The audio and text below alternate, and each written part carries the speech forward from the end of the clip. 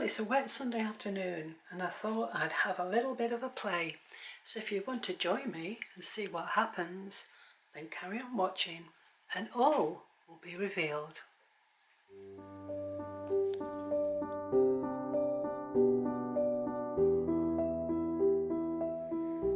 So I've got these things out. I've got some distressed inks by Tim Holtz. I've had these for years and years and years and hardly ever use them.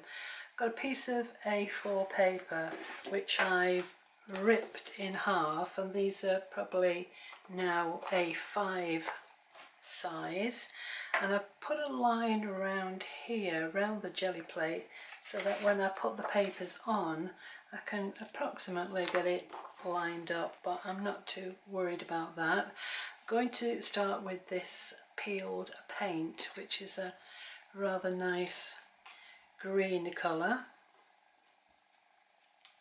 So I'll pop that on there like that, and then I'm going to roll over it with my brayer just to get rid of those square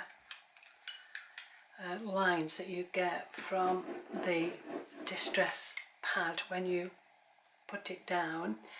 And I'm going to use this one here. It has probably got some colours still left on it, so let's see what happens when I place this on and press down.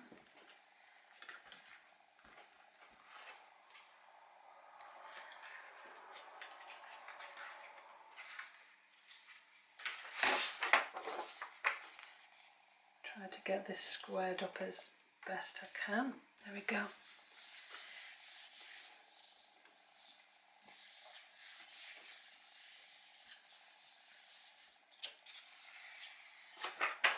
There we have a rather nice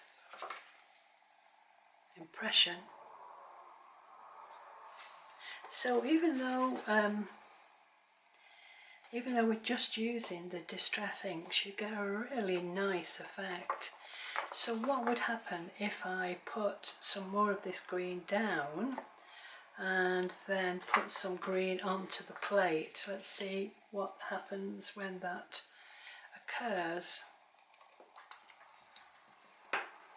Oops, trying to keep this straight for you.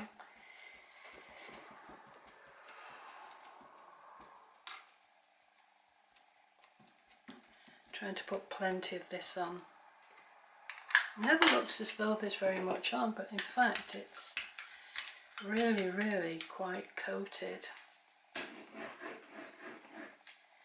And what I'll do now is I'll put the same green on this.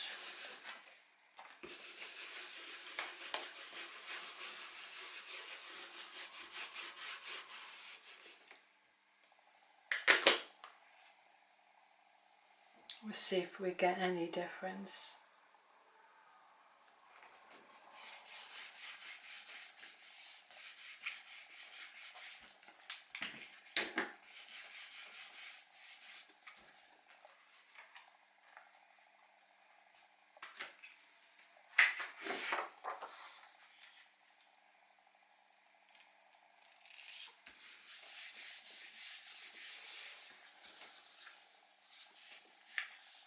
Don't have to wait too long for this. So yeah, there's a difference there. You can just see a little bit more of these kind of stylized leaves, and also at the top here you can see there is a slight difference. So let's see what would happen if I put the green on and then used a different colour. So I'll just wipe this over and try and get rid of the green as much as I can. Okay, I'll go with the green again.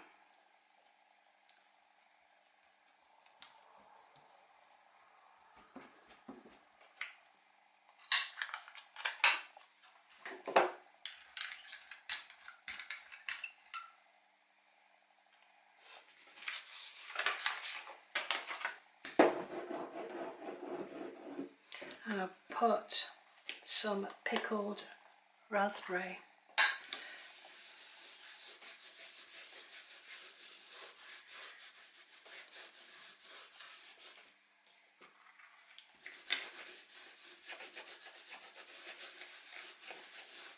So let's see what happens here.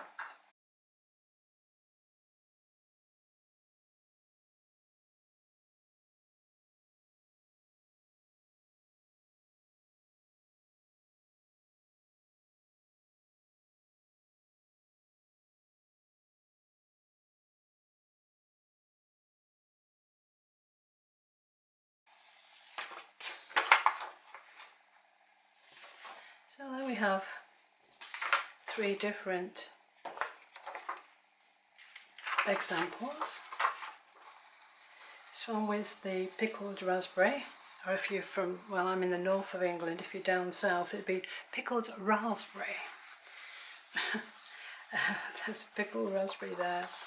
This is the first one that I did, where I just stamped it over the top, and here is the second one where I put the green back on top. So that's not a huge success, but I could use the bottom part. So there's 3 examples, and I'll just get rid of this colour here.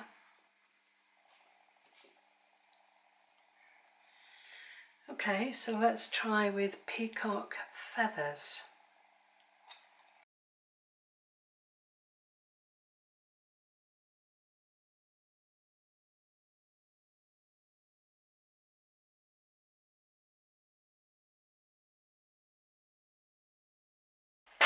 Try some little circular patterns.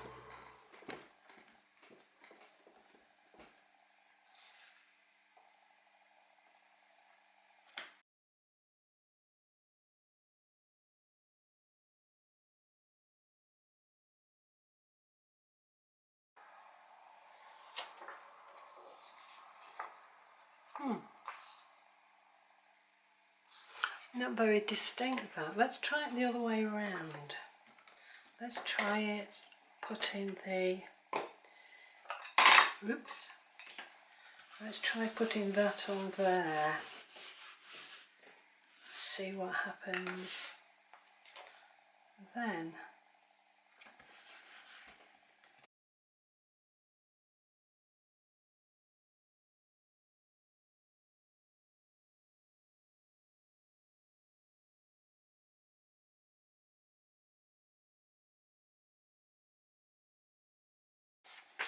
Oh, that's nice. I like that. So this is putting a coating of the distress ink down first and putting the stamp on top. This is putting the ink on the stamp and then putting it onto the jelly plate. So that's interesting. I like that. Let's try that with this, because I really like this pattern.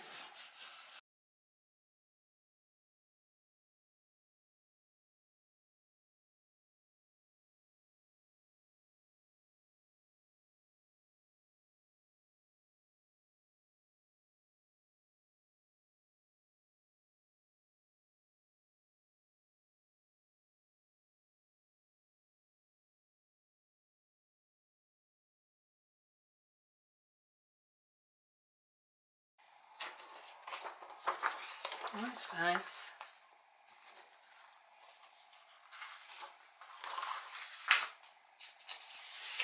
Let's try something on the top of that.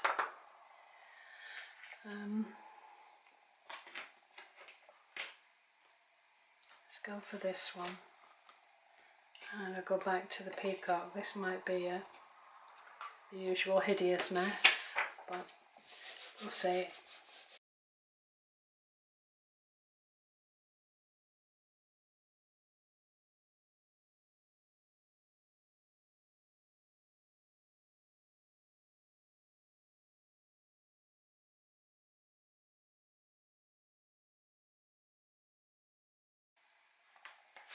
This might be way too busy.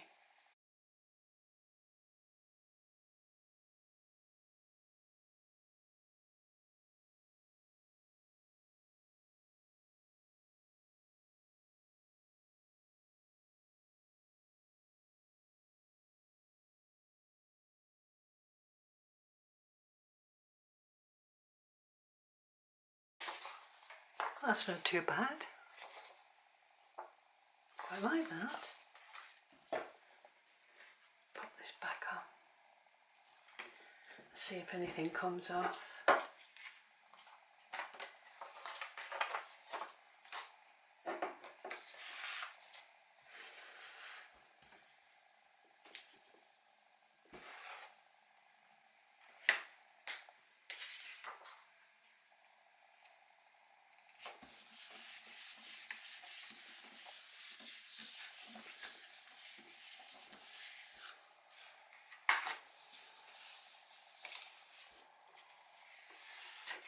Yeah, still got some impressions there from this one that I did first.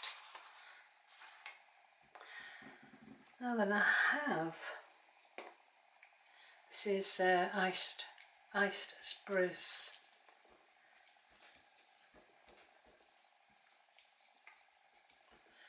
I do have some Indian printing blocks. This is kind of my favourite one. So if I can get this on. Trouble is you can't see what you're doing. There's no real impression being left on the jelly plate.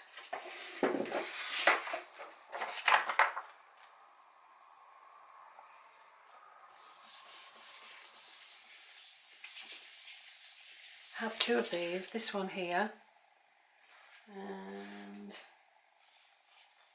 this one here.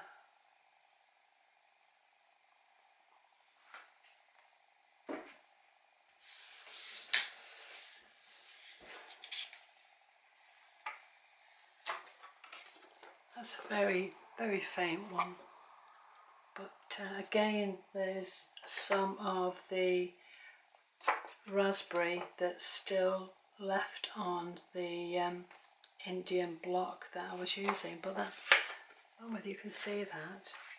And so I'm just going to gather all these together and clean these off before they dry too much, and then let's have a look what I've made. Well, I thought I'd have a quick look at what I've produced, and the first thing I can say is that I've produced very inky fingers. I've tried to wash off as much as I can, so note to self, wear gloves next time. So I have all these. I've also done a few more. These are the Indian block that I've used here with some of the raspberry, crushed raspberry on it. So I have all these are the ones that I've just done. So you now have a dilemma as to what you're going to do next. You can either put them in a cupboard and forget about them, or you can throw them straight in the bin, or you can get out your art journal where you've got all your little 3-inch squares or bigger squares like these here. So move that over a little bit more, and you can continue putting your lovely textured papers in your book. So that's what I'm going to do. So I'll do some work in these little 3-inch squares, and once I've done that I'll come back to you and show you what I've done.